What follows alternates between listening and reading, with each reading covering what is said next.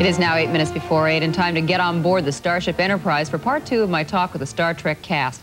This is the same cast that's worked together all these years in the Star Trek TV series and all the movies, but now they will not be part of the brand new Star Trek TV series that is being planned. So how do they feel about that? When I first heard about it, all I thought was, and I was so surprised later at my reaction, all I could think of was, free at last. Free at last, my God almighty. I thought the burden of being a whore for 20 years, you know, is finally over. They're going to do something new, and you don't have to worry about it. And then that was the good news. The bad news is that they're going to keep us around to do all the movies. You know, the next 100 years would certainly have progress and advances much, much more accelerated than, well, even in 1,000 years in our past history, so that world will be quite different. And, you know, the story possibilities that could be explored with Gene Roddenberry's imagination, integrity, and humanity, I think it'd be very exciting. But it certainly would not be our Star Trek. All right, 2 programs. City on the Edge of Forever and Trouble with Tribbles. These seem to be the most popular with the real Trekkies. What do you think it is about those 2 episodes that just really seem to hit home? I know for myself, watching City on the Edge of Forever, I was really very touched. It transcends the genre and becomes just a very human story that anybody can relate to.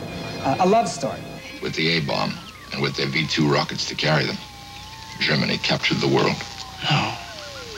And all this because McCoy came back and somehow kept her from dying in a street accident, as she was meant to. No, Jim!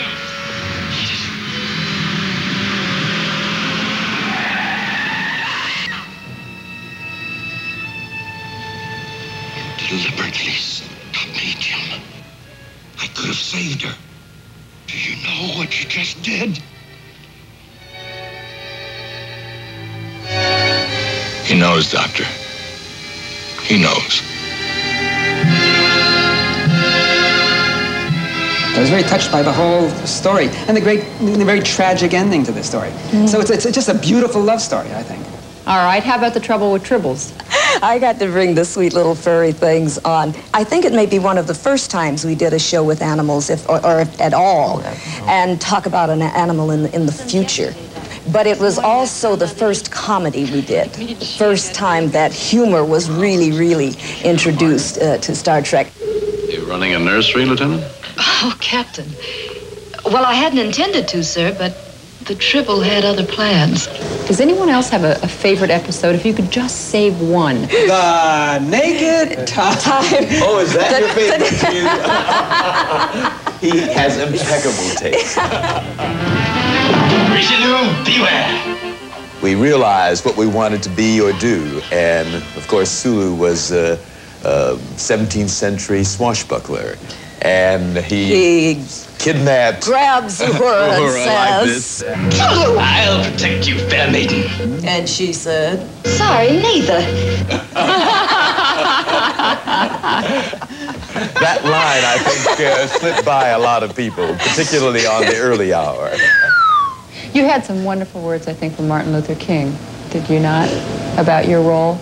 Didn't he say some very nice things? Yes. He told me that it was important what I was doing. It was a point in time when I met him when I was dissatisfied with the role, with the cuts that were coming, you know, with my part being cut a lot.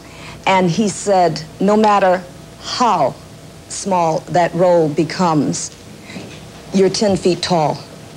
He says, because you represent not only black people and a breakthrough, he said, you represent womanhood and you represent the future. He says, you're doing this for all of us.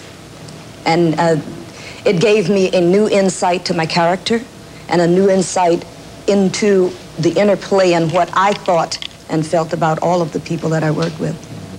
And they're all really a great group, and yes, that was Joan Collins with Captain Kirk in that one scene, and William Shatner will be with us tomorrow for part 4 of our series. Right now it's 56 after, and we'll be back right after this. Good.